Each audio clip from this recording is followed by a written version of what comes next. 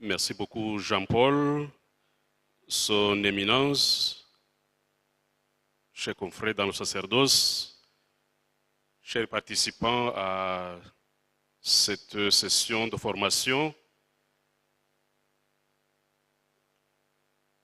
J'ai reçu l'invitation, spécialement comme président de la commission épiscopale pour la jeunesse au sein de la conférence épiscopale du Rwanda.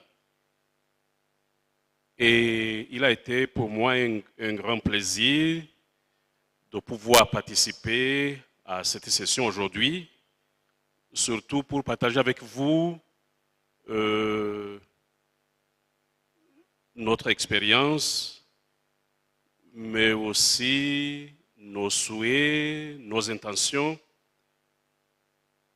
par rapport au pacte éducatif africain, mais aussi le pacte éducatif global qui nous a été donné par le pape François. Et ce soir, je voudrais, on m'a donné 15 minutes, peut-être je vais prendre un peu plus, un tout petit peu, mais je ne vais pas être très long. Je voudrais surtout partager avec vous quelques réflexions en rapport à ce qui vient d'être dit. Nous sommes réunis ici. Bon, je n'ai pas encore eu la liste de tous les participants, mais nous tous qui sommes ici, nous sommes en rapport, ou bien nous sommes en relation avec l'éducation. Je vois qu'il y a plusieurs directeurs, directrices des écoles secondaires ou même peut-être primaires. Il y en a qui sont dans la pastorale de la jeunesse au niveau des diocèses.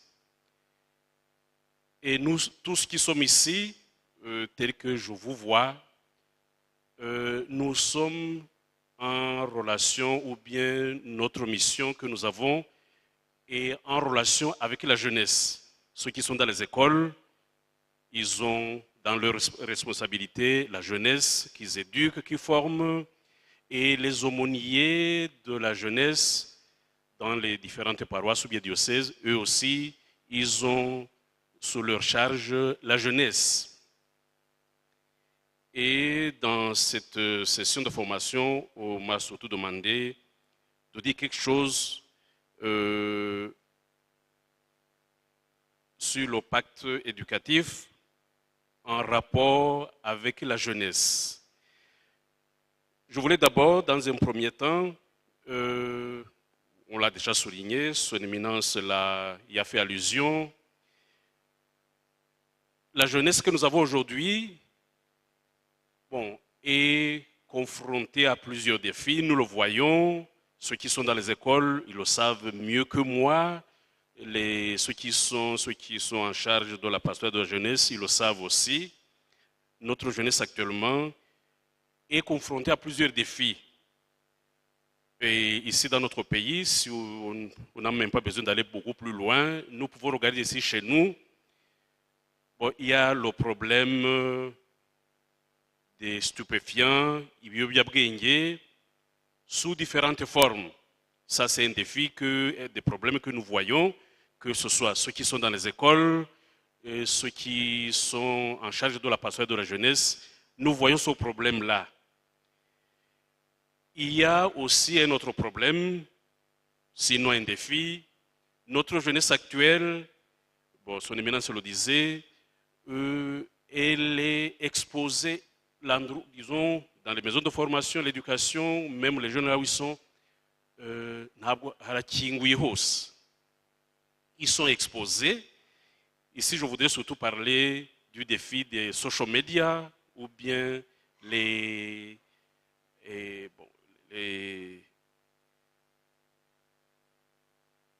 Internet, téléphones et d'autres instruments médiatiques qui mettent la jeunesse en danger. Ils sont exposés donc aux social media qui exercent beaucoup d'influence négative d'un côté sur la jeunesse. Ça, ce n'est pas quelque chose de neuf, vous le savez mieux que moi.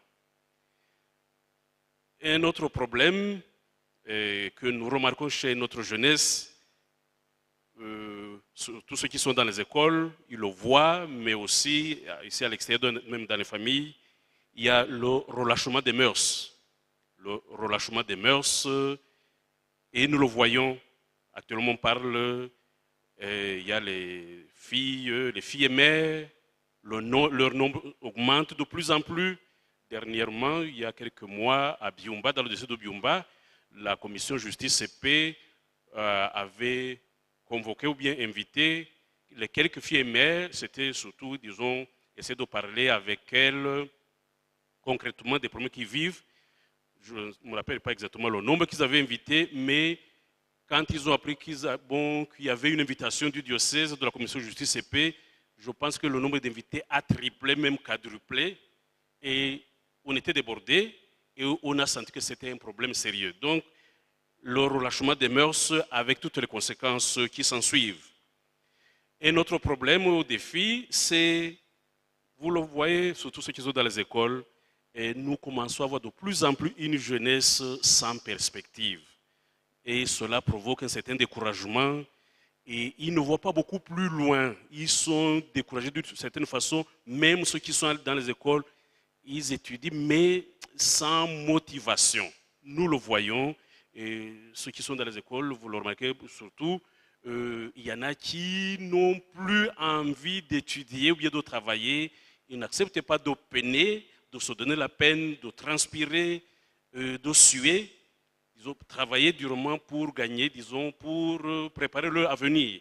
Ce constat aussi, nous le remarquons, il y a un certain découragement qui a certainement des racines quelque part. Ça, c'était le premier, disons, le constat que nous faisons chez nos jeunes. Et ici, nous tous qui sommes ici, comme je le disais tout au début, nous sommes en rapport avec la jeunesse. Ceux qui sont dans les écoles primaires, secondaires, bon, même ceux qui sont dans les universités, je le vois aussi, ceux qui sont dans les universités ici, ils ont aussi beaucoup de jeunes. Actuellement, j'ai vu ceux qui sont venus avec moi de Byumba, ils voient actuellement la petite ville de Yichumbi est vraiment surpeuplée actuellement pendant ces vacances. Il y a des milliers de jeunes qui viennent étudier, qui suivent le cours de postgraduate en éducation. Et on ne sait même plus là où les loger. Ils ont occupé presque tous les locaux de la petite ville. Ceux qui sont avec moi à Byumba, bon, nous faisons ce constat. Et quand on les voit, on se dit, qu'est-ce qu'ils sont venus chercher et qu'est-ce qu'on va leur donner et ils vont rentrer avec quoi? Ils vont rentrer avec quoi? Quand on les rencontre sur la route, même, bon, quelqu'un peut-être qui a un regard un peu, assez perspicace, bon, même dans leur comportement, quand ils sont sur la route en allant étudier, il y a un ou deux que j'ai rencontrés, ils partaient étudier, mais ils n'avaient rien sur eux, sans papier, peut-être sans stylo aussi, mais ils allaient étudier. Alors la question que je me pose comme quelqu'un qui les observe, je dis, qu'est-ce qu'ils vont étudier, comment est-ce qu'ils vont étudier, et puis après, qu'est-ce qu'ils vont faire? On remarque quand même qu'il y a quelque chose qui attire notre attention. Donc ce que je disais, nous tous qui sommes ici, nous sommes en contact avec la jeunesse. Et moi, comme président de la commission épiscopale pour la jeunesse, bon, il n'y a pas longtemps que je suis dans cette commission comme président, et j'ai eu l'occasion de parler un tout petit peu avec le secrétaire, bien l'aumônier, le prêtre, l'abbé Évariste, je le vois ici, même le comité national de la jeunesse, ils sont ici.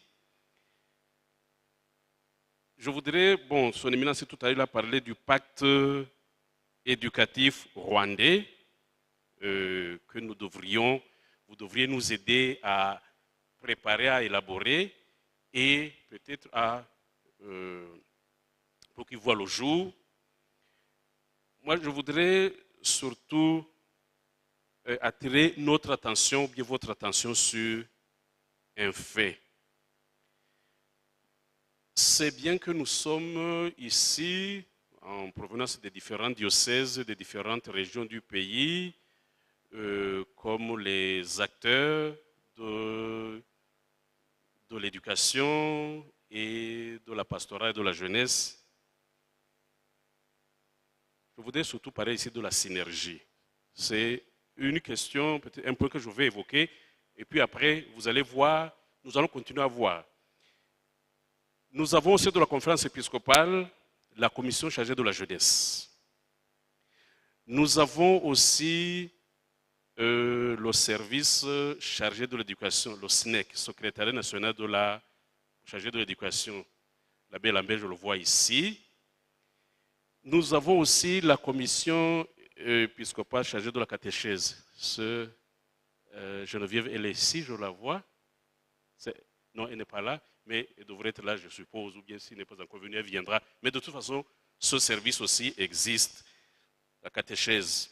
Nous avons aussi la commission chargée de la famille. Son éminence en est le président.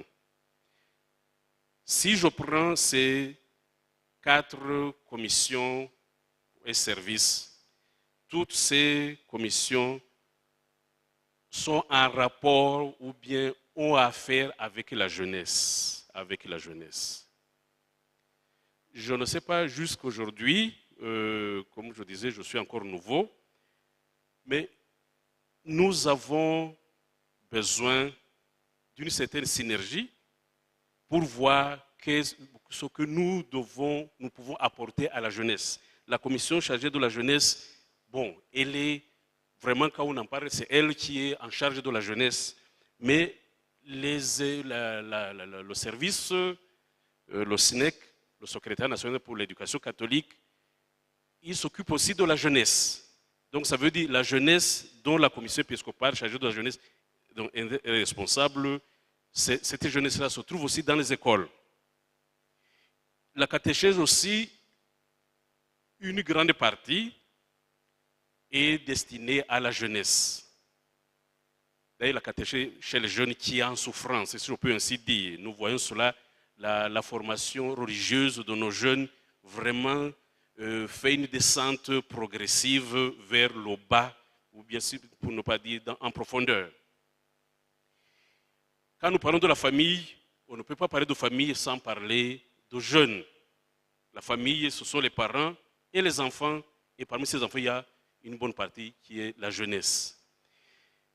Et ici, en réfléchissant à cette élaboration du pacte éducatif rwandais, je voudrais surtout vous, disons, provoquer votre réflexion pour voir comment donner un visage concret à cette synergie.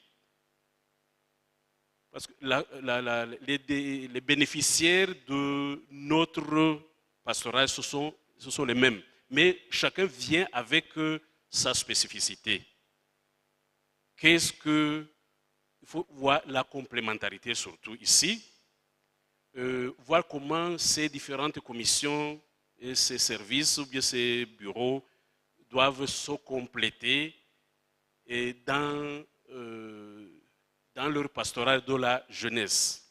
Ici, j'en parle parce que si nous voulons réellement apporter quelque chose de concret et de spécifique dans notre pacte éducatif rwandais, nous avons besoin de cette synergie. La commission épiscopale chargée de la jeunesse, jusqu'aujourd'hui, bon, on en a déjà parlé, mais je pense qu'une fois que ce pacte éducatif rwandais, mais nous avons déjà ce pacte éducatif africain, il va nous inspirer surtout pour pouvoir élaborer un programme de ce que nous devons faire dans les années à venir. Et la commission chargée aussi de l'éducation, le service secrétaire national pour l'éducation, dans nos écoles,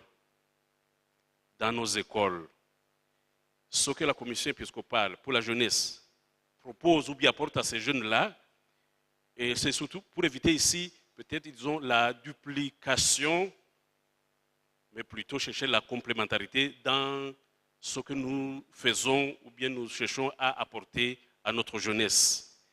Et ainsi, si nous parvenons à travailler dans cette synergie, notre jeunesse sera bien servie. La plupart de la jeunesse actuellement, elle est dans les écoles. Elle est dans les écoles. Et comment est-ce que la commission épiscopale pour la jeunesse pourrait apporter sa contribution pour ces jeunes-là qui sont dans les écoles, puisque c'est là-bas qu'ils passent la plupart de leur temps. Actuellement, il y a très peu qui ne sont pas à l'école, mais il y en a aussi. Et dans la famille, actuellement, notre conférence épiscopale, l'Église du Rwanda, met un accent particulier sur la pastoral de la famille. Son éminence le sait bien et il nous y aide beaucoup. Et dans cette pastoral de la famille, il y a les jeunes, les enfants. Comment est-ce que nous pouvons conjuguer ensemble la pastoral de la famille par rapport à la pastoral de la jeunesse que nous avons, parce que cette jeunesse dont nous parlons, elle est vue en famille. Ce n'est pas à l'école, elle est en famille. Et la jeunesse qui est à l'école, elle a besoin d'être catéchisée. Là, la commission pour la catéchèse doit tenir compte de ces milieux de vie de notre jeunesse qui est en famille, mais aussi à l'école. Et le service pour l'éducation aussi. Bon, nous avons ces jeunes dans les écoles, mais après l'école, ils vont en famille. Alors ici, je voudrais surtout qu'en réfléchissant ensemble, comme participants à cette session de formation, que nous puissions voir comment conjuguer nos efforts ensemble pour que nous puissions atteindre cette jeunesse partout où elle est. Et surtout en tenant compte de différents défis ou bien des différents problèmes auxquels ils font face. On a parlé tout à l'heure de l'écoute, écouter la jeunesse. Ça, c'est vrai. Actuellement, bon, on parle de l'écoute, il faut écouter cette jeunesse-là, mais je pense que le premier constat que nous devons faire, c'est que cette jeunesse-là, actuellement, elle écoute beaucoup de choses, beaucoup de choses, beaucoup de choses. Mais parmi ces beaucoup de choses-là, qu'est-ce qui est essentiel? Maintenant, nous sommes dans un monde qui fait beaucoup de bruit. Beaucoup de bruit. Vous pouvez voir les jeunes qui sont silencieux, assis là, devant la télévision, mais le bruit qu'il a dans sa tête, même dans son cœur, c'est peut-être un bruit infernal. Ils écoutent. Et je pense que peut-être dans cette écoute, essayer d'apprendre les jeunes à apprendre à écouter. Ils écoutent beaucoup, mais de tout ce qu'ils écoutent, qu'est-ce qui est important, qu'est-ce qui est essentiel, qu'est-ce qui contribue à leur croissance, à leur éducation, qui les fait grandir dans toutes les dimensions de leur vie. Et pour que nous puissions, je parlais donc justement de l'écoute, et pour que nous puissions justement conjuguer nos efforts, disons, pour les mettre à contribution, disons, pour les mettre au service de ces jeunes-là, et essayons de les écouter aussi, surtout leur demander, j'allais dire, là où ça leur fait mal, ou bien là où ils sentent le besoin. Et ce pacte éducatif rwandais, alors, serait le fruit aussi, disons, tiendrait compte de leur, disons, des desiderata, ou bien des souhaits, ou bien des besoins de ces jeunes-là. Donc, en pensant à l'élaborer, peut-être comme travail préliminaire, cherchons comment les écouter, ne fût-ce que pour essayer de recueillir ce qu'ils sentent, ce qu'ils ressentent, pour pouvoir, disons, mettre ça dans ce pacte éducatif en vue de les aider à résoudre ou bien à trouver des solutions à leurs problèmes. Et avant de terminer, je voudrais surtout, bon, nous avons parlé donc du pacte éducatif africain, bon, en rapport avec la jeunesse. Je ne sais pas, bon, nous, tous qui sommes ici, le pacte éducatif global, bon, est-ce que nous le connaissons tous? Est-ce que nous le connaissons? Je ne sais pas. C'est sorti en 2019. Nous qui sommes ici, oui, mais est-ce qu'en bas, donc les autres, là, ceux qui sont sous notre responsabilité, est-ce que nous l'avons vraiment divulgué, propagé pour qu'on puisse en prendre connaissance? Il y a le pacte éducatif africain qui a été, c'est novembre 2022, l'année passée. Lui aussi, je ne sais pas, peut-être je me trompe, mais si il est connu aussi, vraiment convenablement. Bon, il est actuellement français, je ne sais pas si on l'a mis en Kinyarwanda. Par exemple, je pense que nous devons maintenant, disons, quand même, notre langue de communication, c'est le Kinyarwanda. Et vraiment que nous essayons de mettre ça à la portée de tous ces jeunes. Je ne sais pas si dans les écoles, par exemple, au moins, ceux qui sont ici comme directeurs, est-ce que vous avez eu le temps d'en parler à vos jeunes, à vos élèves? Si ce soyons concrets. Je pense, bon, surtout les responsables, ceux qui sont chargés de l'éducation catholique dans les différents diocèses. Parfois, il y a certaines choses qui peuvent passer inaperçues comme ça. Bon, on en parle, mais ceux qui sont les premiers destinataires ne sont pas informés. Pensons-y, parce que je pense que c'est un travail qui vaut la peine. Et alors le pacte éducatif rwandais, je ne sais pas, moi c'est une réflexion. Si nous l'élaborons, et élaborons-le d'abord en Kinyarwanda et puis mettons-le en français et en anglais après. Parce que là il y aura vraiment l'originalité. Je voudrais donc proposer deux choses. D'abord, essayer d'écouter les jeunes et les éducateurs. Bon, qu'est-ce qu'ils ressentent dans leur travail de formation d'éducation. Écoutez aussi les jeunes, donc les élèves, les étudiants, pour qu'ils puissent nous donner des idées ou bien des éléments. Et puis après, quand nous allons l'élaborer, que nous essayons vraiment de le travailler en Kinyarwanda. D'abord, comme première langue de rédaction. Et puis après, on va traduire. Que nous ne fassions pas l'inverse. Parce que je sais que si on met ça en français ou bien en anglais, que par rapport au en Kinyarwanda, on ne va pas rendre exactement le contenu original tel que nous le souhaitions. En lisant, comme dernier élément, c'est juste peut-être un petit témoignage que je voulais vous donner avec ceux qui sont, que je voulais vous donner.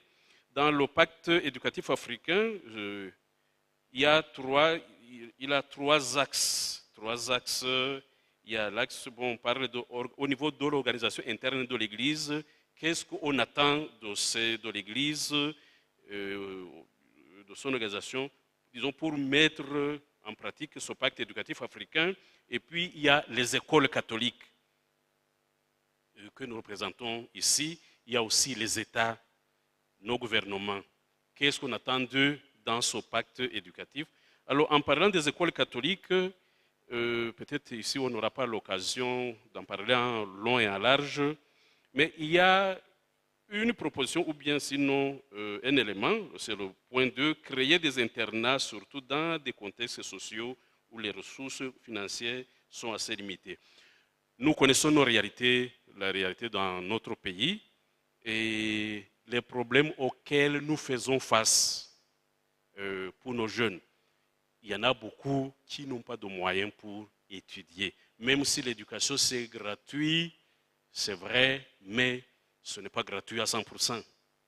Si on ne vous demande rien, mais il y a quand même ce dont vous avez besoin vous-même pour pouvoir étudier. Ça, c'est la réalité. Donc, ça veut dire vous devez payer quelque chose. Alors nous comme Église du Rwanda, et non pas du Congo, non pas du Burundi, mais du Rwanda, qu'est-ce que nous pouvons réellement faire pour mettre en exécution bien pratique, par exemple, ce deuxième point, disons, d'offrir à certains de nos élèves, de nos jeunes, et issus des milieux défavorisés pour pouvoir bénéficier de la formation. Ça, quand même, c'est un grand défi auquel, bon, on ne peut pas fermer les yeux là-dessus. Ici aussi, quand je parlais de la synergie entre les commissions, ici, je pense aussi qu'il faudra penser à cette synergie pour que nous puissions, par exemple, mettre en pratique ou bien en exécution ce deuxième point. Au niveau de l'Église, au niveau de nos écoles catholiques, il y a plusieurs intervenants qui doivent. Ici, on parle, bon, il y a les parents, mais il y a aussi nos paroisses, il y a nos différents services caritatifs, il y a la Caritas, mais il y a aussi d'autres, je pense, il faudra que nous ayons aussi d'autres nouvelles idées pour pouvoir réellement, s'il faut créer ces internats-là, il faut qu'il y ait quand même des ressources financières à notre niveau. Comment le faire? Comment le faire? Pour qu'il y ait vraiment que ce soit un internat, bon, disons, qui essaie de visualiser, ou bien de concrétiser ce deuxième point-là. Donc, créer une école là, bon, là où l'Église offre cette possibilité d'étudier aux jeunes issus des milieux défavorisés, disons, pauvres. À Byumba, nous sommes en train de, j'espère que nous allons y arriver. Il y a une école que nous avons déjà, bon, dans le cadre, l'abbé Alfred, il le sait mieux que moi, puisque les leaders avaient déjà commencé. Bon, et maintenant nous sommes en train d'y travailler. Vraiment avoir une école, disons, là où on a que les enfants défavorisés à 100% et qui puissent étudier et bénéficier de cette éducation, de cette formation, surtout dans la ville de Gichumbila. Nous avons déjà, je pense que les enfants ils sont déjà maintenant en 5e, je pense. Hein? Oui. Et ça va continuer jusqu'à l'école secondaire. Mais que réellement, que ce soit une école là où nous accueillons les enfants indigents pauvres. Mais pour faire tourner cette école-là, il faut des moyens. Il faut des moyens. Et je pense qu'une fois qu'on l'aura, au moins quand ils sont déjà en 6e année, bon, j'espère que, bon, nous allons essayer de vous partager notre expérience. Mais moi, ce qui m'a beaucoup plus, ce qui m'a plu, c'est que j'ai vu que nous avons déjà commencé à mettre en pratique un des points de ce pacte éducatif africain. Bon, on l'a fait avant même qu'il ne soit élaboré, puisque ça fait déjà plus de 2, 3 ans, 4 ans que ça existe, et c'est très bon. Mais il faut être imaginatif et créatif. Mais c'est possible. Ici, je voudrais surtout, peut-être provoquer aussi votre réflexion. Nous y avons déjà les Caritas dans nos écoles. Pour que nous puissions mettre en pratique ce pacte éducatif africain. Et je sais qu'au niveau du SNEC, nous en avons déjà parlé, nous en parlons, nous encourageons surtout les Caritas dans les écoles, mais ça reste encore un peu timide. Ça reste encore timide. Et que nous puissions comprendre que la promotion de la Caritas dans les écoles nous aide, nous aide à mettre en pratique l'un des points de ce pacte éducatif africain.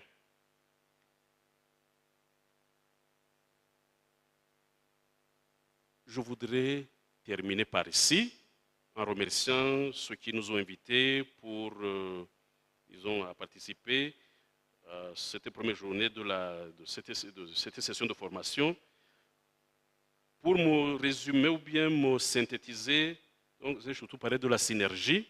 Nous sommes ici et nous avons besoin de ce travail de synergie pour pouvoir mettre en pratique ce pacte éducatif africain, surtout à travers nos services et commissions au sein de l'Église. Comme j'en ai déjà parlé, notre commission de la jeunesse ne peut pas vraiment faire son travail en ignorant ce que le SNEC fait et le service de catéchèse elle vient apporter sa contribution, surtout au niveau de la formation catéchétique à nos jeunes. La commission de la famille, quand nous parlons de la famille, nous parlons aussi de la jeunesse. Donc nous avons pratiquement la jeunesse partout dans ces différentes commissions.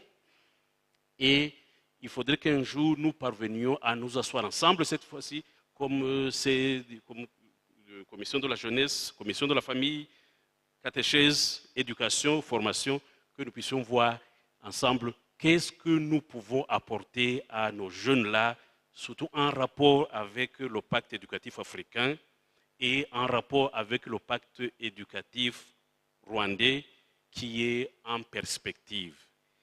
Et c'est avec ce travail de synergie que nous pourrons arriver à quelque chose de concret et à donner un visage concret à ce pacte éducatif rwandais que nous voulons élaborer.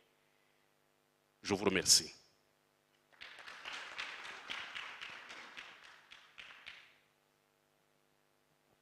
Merci beaucoup, Votre Excellence.